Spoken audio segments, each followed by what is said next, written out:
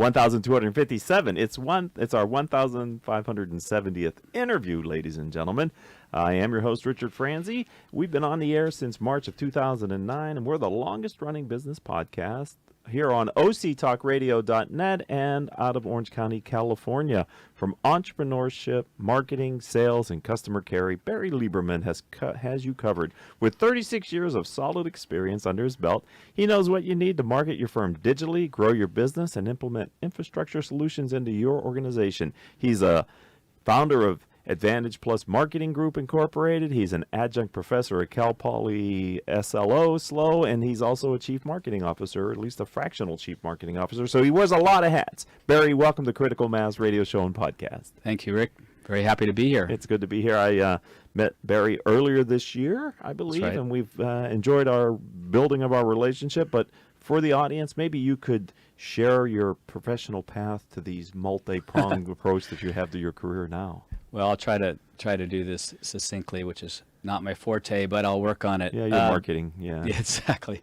And a lecturer, so of course we're always a little long-winded, okay, much to our students' chagrin. Right. So with all that said, so basically the first decade of my career was in corporate world. I worked at Hewlett Packard, started off supporting sales and technical sales, and then moved into major account sales and then major account management, and ran a large major account nationally with a team for Hewlett Packard.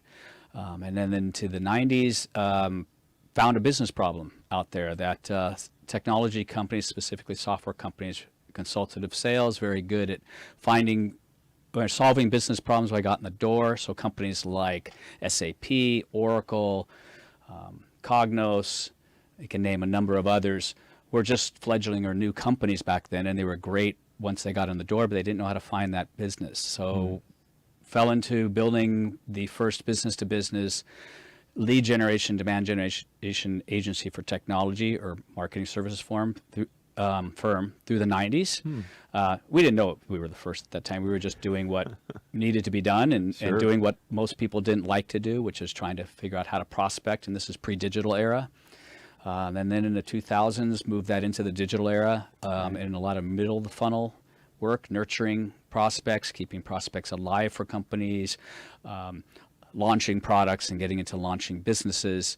And around the latter part of the 2000s, about the mid part of 2000, 2005, started working with students in entrepreneurship and mentoring and guest lecturing at Cal State Fullerton. And around 2008 or so, was able to exit the marketing firm. It was actually the second exit for that firm, but exit that company, and rolled into doing, at that time, I wanted to start working from the inside, but not full time, and found that there was companies that needed my expertise in launching themselves into the digital space, into the internet, into social media, e-commerce, or products into those areas, and they didn't have that expertise in-house. And so I would come in 2 or 3 days a week, and that became what you now call a fractional executive. Right, very so popular build the now. organization, systems, processes, people, go and set that up, launch that, and did that for a number of mid-sized and large companies, Western Digital probably being the largest, Targus, QC, and then a number of software companies. And also got involved in angel investing and startup world more and more and more, and mentoring, entrepreneurship, wanting to finally get into the classroom.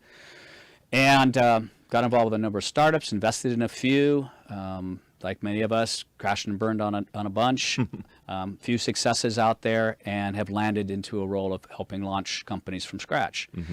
And at the same time, I went back to get a master's degree, and now I'm launching Everything Food, which is a food tech company, as well as teaching part-time at Cal Poly San Luis Obispo. Okay, so we're going to unpack a bit of that, if we can, with Barry Lieberman here on Critical Mass Radio Show. And told you I was going to go long. That's fine. You gave us a lot to work with, and I really appreciate that. You have a great breadth of experience. When you say food tech, what does that mean?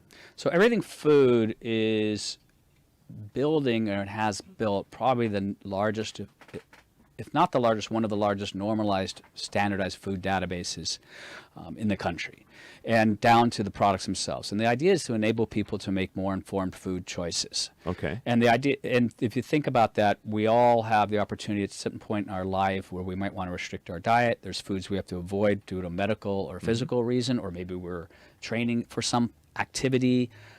just want to lose weight, whatever it is. And then you find a diet or a lifestyle that fits for you. But within that, it will typically give you some sort of meal planning. Okay.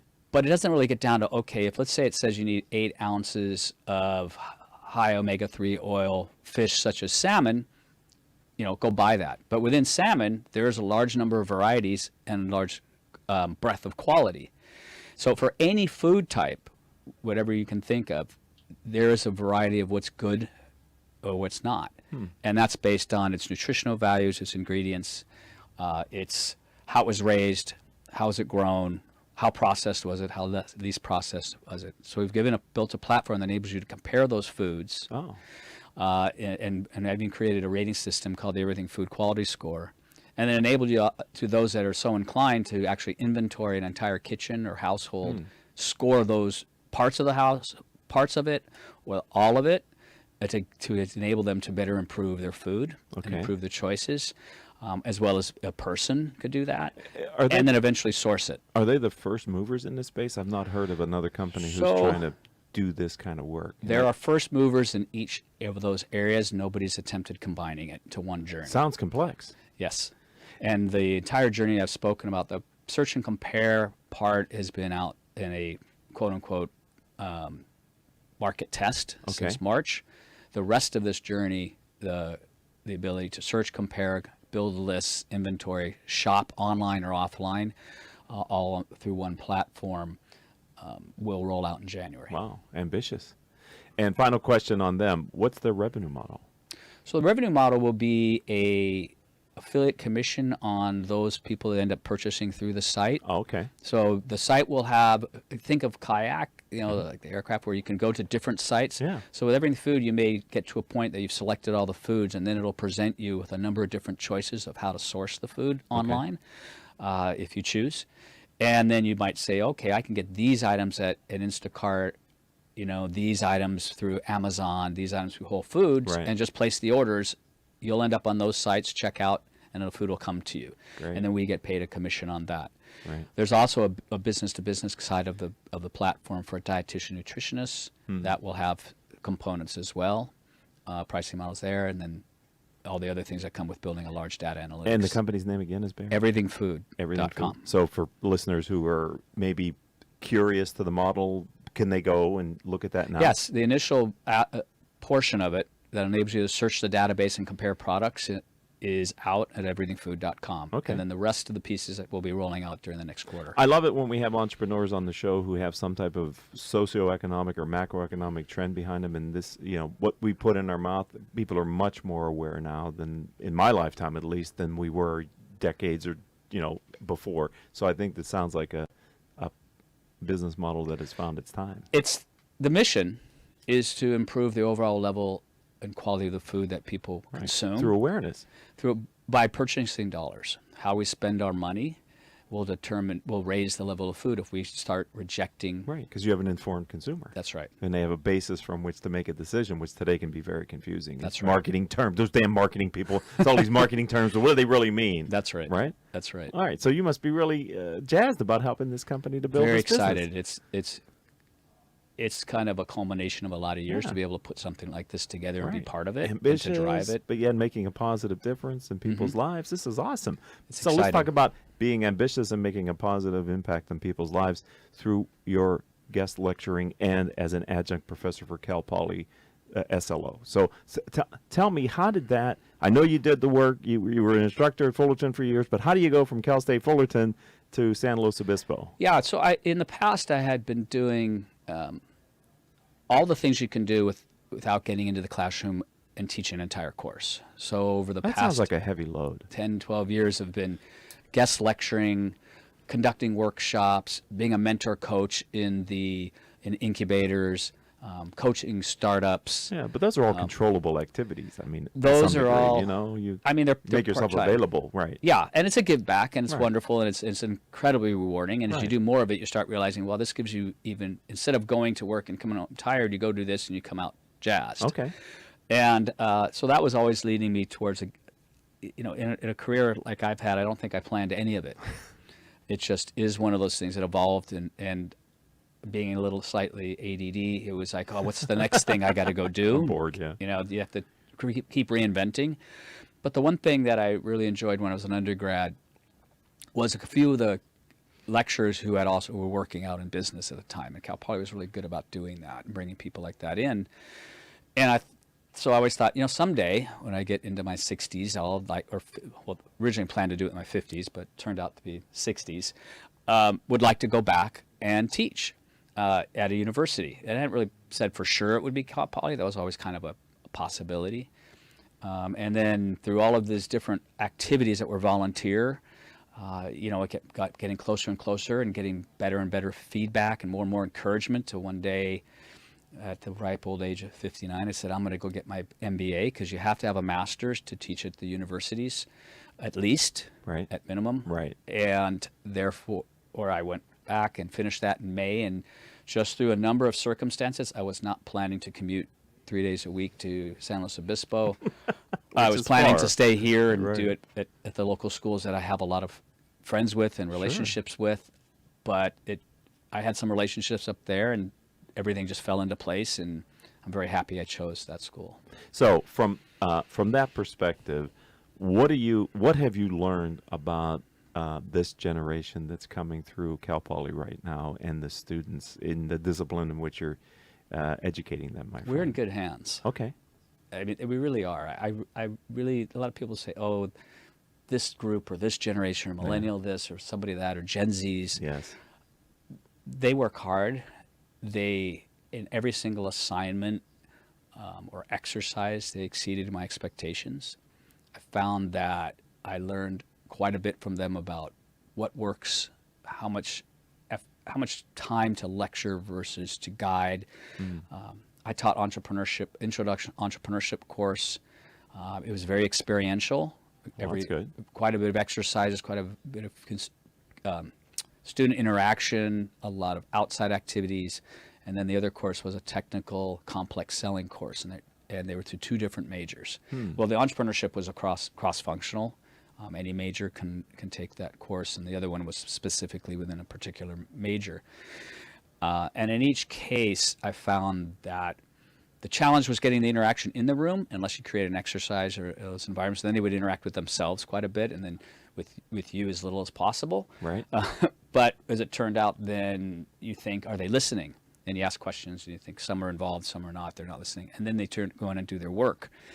And you come back and realize they were listening very well. Okay. And quite impressive. And some of the ideas and some of the presentations and projects they did, and we just finished literally last Thursday. Right, yeah. I mean, is it on a quarter, semester? Quarter. Quarter, okay. This was finals week, but I chose not to force them into a final Oh, they this like week. you. And with all that said, it was the final presentations and et cetera, or the culmination of the projects. How many kids are in a a class? So one class was 32. Okay. The other one was 42. Okay. A day and evening? What? So I taught 2 to 4. Classes were 2 hours each, Tuesdays and Thursdays, back to back. Oh, my which, God. funny thing is, I thought, and many people thought I was nuts. First time doing I it. being one, yes. First quarter, just learning how to Right. teach, learning the materials or creating the materials for one class. Wow. Yeah, I'm just kind of a glutton for punishment. Right. But as it turned out, I really liked that. Because for me, like I said, I feed off the energy. Okay. And I actually would come out of those 4 hours with more energy than I usually went in. Wow, that's good. So for me, it worked out. So next quarter, I'll be teaching 2 classes, but they'll be 3 hours apart, and that will be interesting. Mm-hmm.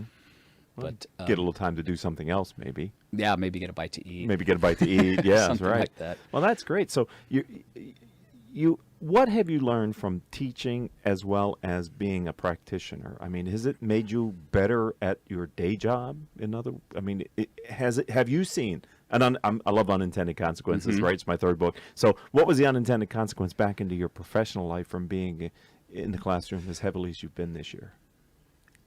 It's very cross-functional, especially since the subjects that I'm teaching relate directly to the work I'm doing.